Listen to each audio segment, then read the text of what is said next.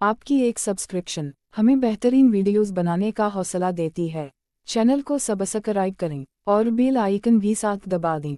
रात के 1 बजे मैं अम्मी के कमरे से गुजरा तो मुझे अम्मी के कमरे से अजीब सिसकियों की आवाज़ आ रही थी। मैं बड़ा हैरान हुआ कि आखिर अम्मी के साथ ऐसा क्या हो रहा था जिसकी आवाज़ बाहर तक आ रही थी। जब मैंने दरवाजे को कान लगा के सुना तो मेरी अम्मी मेरे अब्बू को कह रही थी कि और ज़ोर से करो और ज़ोर से। मैंने इधर उधर देखा कि कोई सराह धाम ताकि मैं अंदर का मंजर देख सकूं। जब मैंने कमरे खिड़की को हाथ लगाया तो खिड़की खुली हुई थी। मैंने जब आहिस्ता आहिस्ता से खिड़की खोली और अंदर का मंजर देखा तो मेरे अब्बू ने मेरी अम्मी को बालों से पकड़ा हुआ था और गाड़ी को फुल स्पीड में रेस दी हुई थी। यह मंजर देखा तो मुझसे कंट्रोल नहीं हो रहा था। मेरा दिल कह रहा था कि अभी अब्बू की जगह अम्मी को मेरा नाम सा आया है और मैं 20 साल का हूँ। कम उम्र में मुझे सारी बातों की समझ आ गई थी। जब एक रात में पानी पीने के लिए उठा था तो अम्मी अब्बू को मैंने देख लिया था, जब मैंने मुझे नहीं देखना चाहिए था। जिसके बाद अब मुझे इस चीज़ की आदत हो गई थी और इस सब को देखकर मेरा दिल जोर जोर से धड़कता था। यह सब देखने के बाद अब तो जैसे मुझे नींद भी ना आती थी। मैं हर वक्त इंतजार करता रहता कि कब अब्बू अम्मी के पास जाकर सारा कुछ करे और मैं देखकर अब चलते फिरते मैं अम्मी के वजूद का जायजा लेता रहता। अम्मी पर मेरा दिल आ चुका था। अब मैं भी अम्मी के साथ वही सब कुछ करना चाहता था जो अब्बू इसके साथ करते आ रहे थे। अब्बू की उम्र अब बढ़ने लगी थी और वह काफ़ी हद तक थकावट का शिकार भी रहने लगे थे। मैं देख रहा था कि अम्मी अब क्या सी रहने लगी है और अब्बू इनको ठीक से खुश नहीं कर पाते। मैं अब एक जवान वजूद रखता था। मेरा वजूद बहुत सख्त और सेहतमंद था। मैं अब्बू से ज़्यादा खूबसूरत भी था। मैं देखता था कि अम्मी मुझे किस कदर आसरा भरी निगाहों से देखती है। क्यों मेरी अम्मी की शादी भी कम उम्री में ही हुई थी और इसके बाद फ़ौरन ही मैं पैदा हो गया था, तो कोई भी मुझे अम्मी का बेटा ना समझता था। मैं जब भी अम्मी के सर बैठा होता तो कोई अनजान देख लेता तो वह हरगिज़ यकीन ना करता कि मैं अम्मी का बेटा हूँ, क्योंकि अम्मी और मैं दिखने में एक ही जितने नज़र आते थे। मगर अब जो मेरी नज़रें अम्मी पर थी वो मुझे बहुत बेचैन कर रही थी और मैं जल्द से जल्द अम्मी को हासिल करना चाहता था। एक दिन अम्मी कज़िन की शादी थी। अम्मी वहाँ जाने के लिए तैयार हो रही थी। अम्मी ने सुर्ख रंग का जोड़ा पहन रखा था जिसमें वो गजब लग रही थी।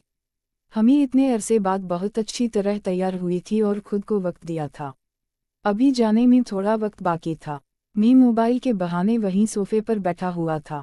मैं तैयार होकर आ गया। अब मुझे अम्मी और अब्बू के साथ शादी में जाना था, मगर मैं बहाने बहाने से बार बार अम्मी को देख रहा था। फिर अम्मी गले में एक लॉकेट पहन रही थी जिसे भर नहीं हो रहा था। मैं फ़ौरन उठा और कहा, अम्मी लाएं, मैं बंद कर देता हूँ। अम्मी मेरी इस बात पर बहुत खुश हुई और कहने लगी कि अब तुम्हें भी औरतों के काम करने आ गए हैं क्या? तुम्हारी बीवी के तो मजे होंगे क्योंकि इसका शोर पहले ही सब कुछ सीख चुका है। तो मैं अम्मी से कहने लगा कि अम्मी आपने मेरे गुण देखे ही कहा है। मैं हर चीज़ सीख चुका हूँ, चाहे तो खुद पर भी आजमा लें। अब मैं वह बच्चा नहीं रहा जिसको आपने अपने हाथों से खाना खिलाया करती थी। मैं हर चीज़ की समाबा और परख रखता हूँ। अम्मी शीशे में मुझे बहुत गौर से देखने लगी। मैं भी शादी के लिए अच्छी तरह तैयार हुआ था। मेरा इतना सब कुछ कहना था कि अम्मी बिल्कुल खामोशी से मुझे देखने लगी। फिर मैंने भी नज़र इधर उधर घुमा ली और अम्मी से नज़र चुराने लगा, क्योंकि अभी मुझे इतनी हिम्मत नहीं थी कि मैं डायरेक्ट ही अम्मी से सब कुछ कह सकूं। थोड़ी देर बाद अब्बू ने गाड़ी का हाना बजाया तो अम्मी और मैं बाई तरफ आ गए। मैंने गाड़ी का शीशा अपनी तरफ मोड़ा हुआ था। अब्बू गाड़ी चला रहे थे, जबकि अम्मी बैक सीट पर बैठी हुई थी। मैं मुसलसल शीशे में अम्मी को ही देख रहा था। अम्मी मेरी यह हरकत नोट कर चुकी थी, मगर वह कुछ भी बोल ना रही थी। शादी का फंक्शन अटेंड हुआ।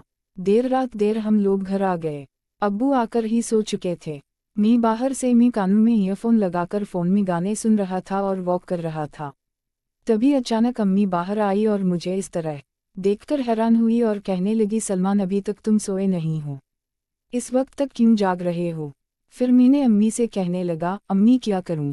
मेरे वजूद में ऐसी बेचैनी दौड़ रही है जो मुझे सोने ही नहीं दे रही। अम्मी ने चौंक कर मेरी तरफ देखा और हंस पड़ी। कहने लगी, अच्छा जी, तो कौन सी बेचैनी ने मेरे बेटे को जगा रखा है? मुझे भी ज़रा पता चले। तो वह अम्मी से कहने लगा कि आप और अब्बू तो मज़े लेकर सो जाते हो, मैं सारी रात तड़पता रहता हूँ।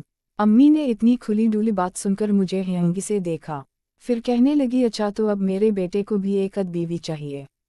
फिर मैं अम्मी से कहने लगा कि ना बाबा ना इतनी सी उम्र में मुझे इन अमलों में नहीं पड़ना। तो अम्मी कहने लगी कि फिर क्या बात है और क्या कहना चाहते हो, तुम ज़रा खुलकर कहो। मैंने अम्मी से कहा मुझे ज़रा चाय बनाकर दे, मुझे सर में बहुत दर्द है, शादी के हंगामे की वजह से मेरा सर काफ़ी दुख रहा है। फिर अम्मी मेरे लिए चाय बनाने चली गई। मैं दिल ही दिल में काँपा हो रहा था, क्या मुझे अम्मी से अपनी फरमाइश कर देनी चाहिए या नहीं। मौका अच्छा था, अगर अम्मी मुझसे नाराज़ हो गई तो फिर मेरा क्या होगा। मैं इसी कश्मकश का शिकार था, मगर किसी भी करके मुझे अम्मी से बात तो मनवानी थी, क्योंकि मेरे पास दूसरा चारा भी नहीं था और मैं इतनी कम उम्र में शादी करके अपना मुस्तकबिल भी बर्बाद नहीं करना चाहता था। अम्मी ने मुझे चाय बनाकर दी और बगैर मुझसे कोई बात किए कमरे में चली गई। हम तीनों रात को एक ही रूम में सोया करते थे। कभी कभी सर्दियों में अपने कमरे में सो जाया करता था, मगर अक्सर रात के दिन के 11 बजे मैं कमरे में चला जाता। इससे पहले मैं अपने कमरे में अपनी पढ़ाई किया करता था। तब तक अम्मी अब्बू भी खाना खाकर पाया हो जाते थे। फिर मैं अपने बिस्तर में लेट जाता। रात को 1 या रात के 2 बजे करीब जब अब्बू अम्मी को उठाता तो इसके आखिर पे मेरी भी आँखें खुल जाती। मगर कभी भी मैं इन पर यह जाहिर ना करता कि मैं आप लोगों को देख रहा हूँ। कमरे में बिल्कुल हल्की सी रोशनी थी, जिससे किसी का चेहरा भी वाजा नजर ना आता था, मगर मैं अच्छी तरह वाकिफ हो गया था कि वह लोग कौन सा खेल खेल रहे हैं। आज जब मैं कमरे में दाखिल हुआ तो वही मुद्दम रोशनी चल रही थी। मैं अपनी जगह अपने बिस्तर पर सो गया कि तकरीबन सुबह के 3 बजे तक अब्बू ने अम्मी से आहिस्ता आहिस्ता सरगोशी करना शुरू की, जिससे मेरी आँख खुल गई। अब मैं इन दोनों को कंबल से आँखें बाहर निकालकर देखने लगा। यह सारा मंजर मेरी आँखों के सामने किसी फिल्म की तरह चल रहा था। जब अब्बू अपनी बाजी खेल चुके तो निढाल होकर लेट गए, मगर मैं देख रहा था कि अम्मी मुश्किल बेचैन हुई जा रही थी। शायद इनकी ज़रूरत अभी पूरी ना हुई थी, वही तो करवटें बल रही थी। मेरा दिल चाह रहा था कि अभी उठकर इनके साथ ही लग जाऊं, मगर अब्बू के होते हुए यह सब मुमकिन नहीं था। यहाँ मैं तड़पता हुआ लेट गया, वहाँ पर अम्मी फिर ना जाने रात के किस पर मेरी आँख लग गई और मैं सो गया। अगली सुबह मेरी आँख कुछ देर से खुली थी। अगले दिन इतवार का दिन था, इसलिए अम्मी ने मुझे और अब्बू दोनों को ना उठाया था। दिन के 10 बजे नाश्ता तैयार करके हम दोनों को उठाने आई। जब मैं बाहर आए तो अम्मी के सारे बाल गीले थे और इन्होंने टॉवल लपेटा हुआ था, बल्कि ऐसे ही अपने बालों को खुला छोड़ा हुआ था।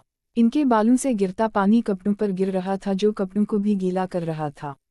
जैसे अब सारा नज़ारा साफ दिखाई दे रहा था। अम्मी की मेरी तरफ पीठ थी, मैं बहुत गौर से इन्हें देखे जा रहा था।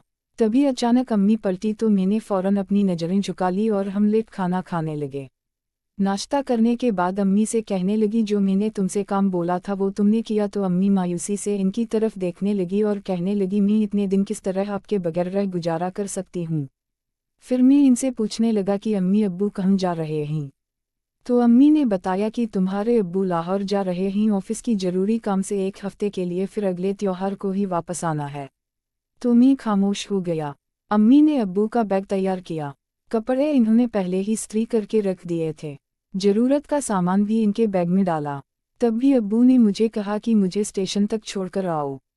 मैं खुशी खुशी उठा और दिल ही दिल में सोचने लगा कि अब मेरी बारी आ ही गई जिसका मुझे इंतजार था। अब वो वक्त मैं अपनी आँखों के सामने देख रहा था। अम्मी काफ़ी अयासादा थी, क्योंकि अम्मी एक रात भी अब्बू के बगैर ना गुजार